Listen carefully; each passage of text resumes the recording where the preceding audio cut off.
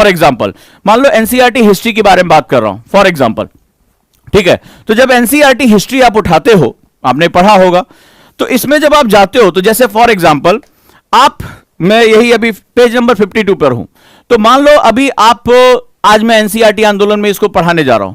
तो जब भूमि व्यवस्थाओं की बात करते हो, आज आप लैंड रिफॉर्म्स के बारे में बात करो, आपको पता होगा लैंड्स को लेकर हमारे यहां कितना बवाल चल रहा है। भूमि अधिग्रहण एक बहुत बड़ा मुद्दा है, किसानों के जो है आंदोलन उसके साथ भी जुड़े हुए हैं। लेकिन जब आप जमींदारी के बारे में जानते हो तो जमींदारी व्यवस्था दो रूप में आई। एक जो मुगलों के समय में जमींदार हुआ करते थे वो किस रूप में थे, और आगे चलकर कॉर्नवालिस की जो जमींदारी व्यवस्था है वो किस रूप में रही। भारत के ऊपर इसने क्या प्रभाव डाला। हम अंग्रेजों के समय में फार्मर वर्ड यूज करने लगे और उस समय हम काश्तकार यानी कि पीजेंट वर्ड यूज करते थे। तो इस दोनों में जो जमीन का मालिक होता था वो कौन होता था, व्यक्ति यानी प्रोप्राइटरशिप में थी, या वो राज्य की हुआ करती थी यानी कि बादशाह की या जो है वहां का राज्य राजा जो होता था उसकी हुआ करती थी। अगर तुम नई एनसीईआरटी को ध्यान से देखोगे तो तुम्हें क्या बताएगा, तुम्हें बताएगा कि हमारे आज आप इसमें चैप्टर्स देखिए कैसे, हमारे शहर कैसे थे, हमारे गांव कैसे थे, मान्यताएं कैसी थी, लोगों के आर्किटेक्चर में क्या था, स्किल डेवलपमेंट क्या था।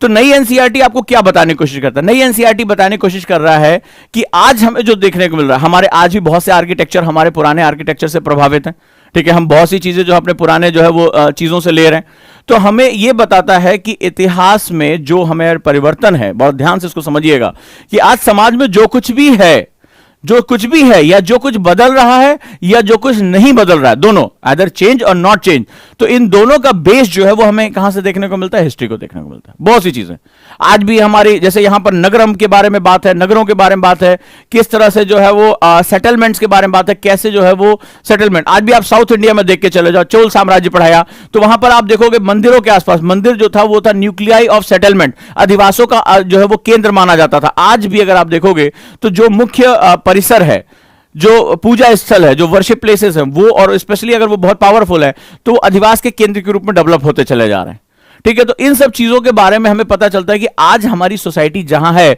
उसके लिए हमें हिस्ट्री को पढ़कर उस यात्रा को समझना पड़ेगा, ये बदलाव को समझना पड़ेगा, चाहे वो आर्ट एंड कल्चर में हो, आर्टिफैक्ट्स में हो, चाहे वो हमारी सोशल मान्यताओं में हो, बदलाव पे हो। ये पूरा जो एनसीईआरटी है वो लगभग इसी के बारे में बात करता है। क्लियर है? इससे आपको ये पता चलेगा कि हमें ये चीज क्यों पढ़नी। दूसरा, अगर आज एक एडिटोरियल आया, पढ़ के सुनाओ तुम लोगों को, एडिटोरियल आया है और दैनिक जागरण में है वो एडिटोरियल हिंदी में, और उसमें एक अमेरिकन विशेषज्ञ उन्होंने लिखा है और उन्होंने एक बड़ी जबरदस्त बात कही है कि सिर्फ दिवाली के दिन पटाखों को बैन करके क्या पर्यावरण को बचा पाओगे। मेरी बात ध्यान से सुनना, आज का न्यूज़पेपर है, आज का एडिटोरियल है, ठीक है, आप उसको जो है पढ़ के देख सकते हैं। और अगर आप उसको ध्यान से देखोगे तो उसमें एक बात लिखी गई है कि अमेरिका के समाज और भारतीय समाज में क्या अंतर है। बहुत ध्यान से मेरी बात को सुनना, राइट? कहो तो मैं पढ़ के तुम्हें सुनाता हूं कि वो बेसिकली क्या फैक्टर है।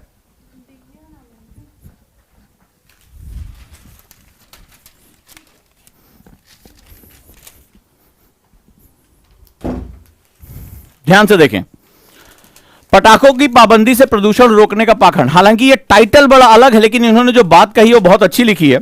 इसमें लिखा है बहुत इंपॉर्टेंट कि अमेरिका और तमाम विकसित देशों में हम नए वर्ष, ऑस्ट्रेलिया, अमेरिका, इन सब में पटाखे छोड़ते हैं, लेकिन उसके बाद ये कहते हैं कि पर्यावरण को स्वच्छ रखने की जिम्मेदारी किसकी है? समाज की है, सरकारों की, दोनों की है। हमारे यहां सरकार की जिम्मेदारी है लेकिन समाज की जिम्मेदारी नहीं है। इन्होंने बहुत ही खूबसूरत बात रखी है, देखो ध्यान से लिखो, कि पश्चिमी देशों में यानी वेस्टर्न कंट्री में खुशी के मौके पर आतिशबाजी और पटाखे दिल खोलकर छोड़े जाते हैं, परंतु वहां की सरकार और जनता पर्यावरण का पूरे साल ख्याल रखती है, पूरे साल।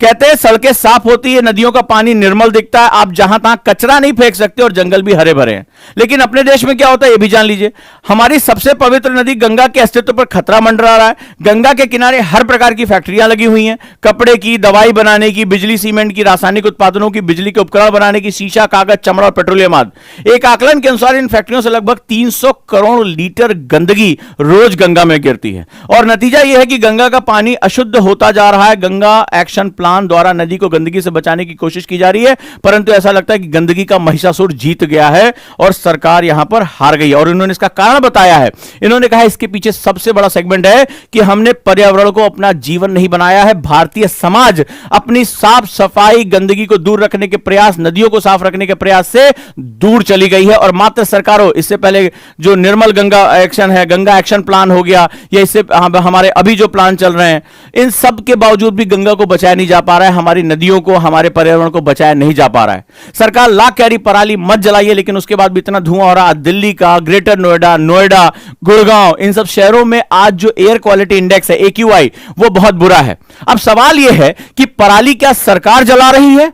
क्या पराली सरकार जैसी कोई संस्था या कोई भूत या एलियन या मंगल ग्रह से आया हुआ पी के जला रहा है? नहीं, ये समाज के लोगों के द्वारा ही ये जो है वो जलाया जा रहा है। और ये नुकसान किसको हो रहा है? क्या मंगल ग्रह पे रहने वाले एलियंस को भगाने के लिए हम पराली जला रहे हैं कि यहां जलाएंगे और वहां वो खाली कर देंगे ताकि मानव आकर बच सके?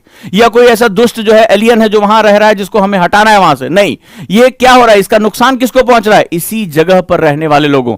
आज पंजाब, हरियाणा, उत्तर प्रदेश, पश्चिमी उत्तर प्रदेश और दिल्ली, यहां पे सांस लेना दुर्भर होता चला जा रहा है। एयर क्वालिटी इंडेक्स बहुत ही बर्बाद होता चला जा रहा है। इसका मतलब है कि समाज के अंदर ही, भारतीय समाज में बहुत विरोधाभास हमें देखने को मिलता है।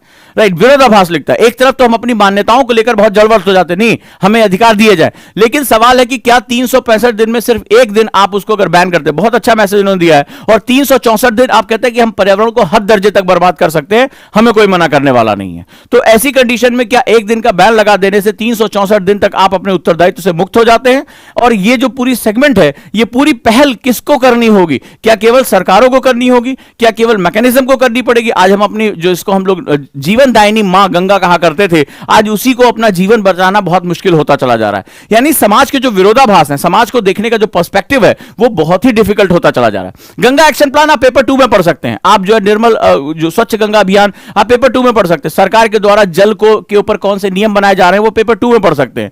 लेकिन पेपर 1 उसकी आवश्यकताओं के बारे में बात करेगा। गंगा के प्रदूषण के बारे में आप एनवायरमेंट में पढ़ सकते हैं, आप पेपर 3 में भी स्टडी कर सकते हैं। उसके द्वारा होने वाले डिजास्टर्स, उसके जो पानी को रोकने से डिजास्टर, आप पेपर 3 में पढ़ सकते हैं। लेकिन ये सब कुछ आपस में लिंक है। मुद्दा क्या है, ये बड़ा ही इंपॉर्टेंट होता है, क्योंकि समाज जो होता है वो डिमांड और सप्लाई दोनों को क्रिएट करता है। याद रखिएगा, इंडियन सोसाइटी की अगर हम बात करें, चूंकि हमारा समाज भारतीय समाज है, तो अगर हम समाज की बात करें तो ये डिमांड और सप्लाई दोनों को मैच कराता है। ठीक है, ये दोनों चीजें क्रिएट करता है।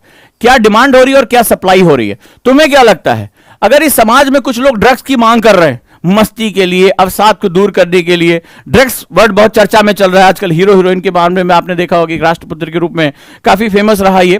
लेकिन जहां पर मैं बात करूं, अगर सिंपल सा एक छोटा सा कॉन्सेप्ट है कि ड्रग्स का मतलब सिर्फ अफीम लेना नहीं होता है, ड्रग्स का मतलब सिर्फ जो है वो मैरिजुआना लेना नहीं होता। ड्रग्स बेसिकली वर्ड होता है मेडिकल यूजेस के लिए होता है, दवाई दिया जाता है, दर्द निवारक गोलियों के रूप में इस्तेमाल किया जाता है। ठीक है, तमाम तरह की बीमारियों के इलाज में इस्तेमाल किया जाता है। लेकिन ये समाज ही है, जब इसकी डिमांड कर रहा है तभी तो सप्लाई हो रही है। तो समाज में ऐसी कौन सी मान्यताएं बदल गई, समाज के ऐसे कौन से डायनेमिज्म बदल गए, जिसकी वजह से आज यूथ को ड्रग्स की आवश्यकता पड़ रही है।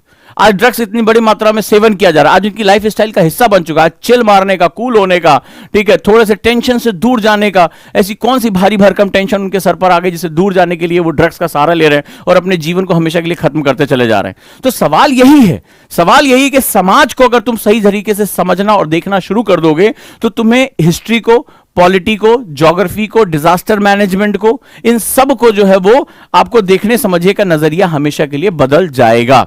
अगर आप इसको बदल पाते हो तो दैट इज वेरी इंपॉर्टेंट। यहां हम इसको बहुत अच्छी तरीके से समझ पाएंगे। पहाड़ों की अगर बात करें, आज आपने देखा कितने ज्यादा डिजास्टर, हिमाचल हो गया, उत्तराखंड हो गया, कितने डिजास्टर होते चले जा रहे हैं, कितनी जानमाल की हानि हो रही। आखिर पहाड़ों ने तो नहीं कहा कि हम फट जाना चाहते हैं, हम बर्बाद हो जाना चाहते हैं।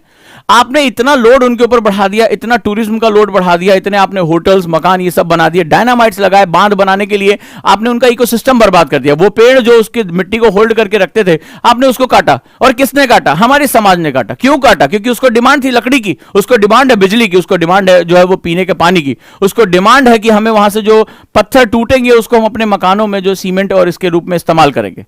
तो समाज ही तो डिमांड कर रहा है और इसके वजह से एक इकोसिस्टम क्या हो रहा है, बर्बाद हो रहा है। और जब वो पहाड़ रिटेलिएट करते हैं, जब वो नेचुरली जो है रिटेलिएट करते हैं, तो हम उसको आपदा प्रबंधन यानी जीएस पेपर 3 में पढ़ते हैं कि भाई वो फलाना भूस्खलन हो गया, सॉइल क्रीप हो गया, मिट्टी खिसक गई, 26 लोग मारे गए, 35 लोग मारे गए।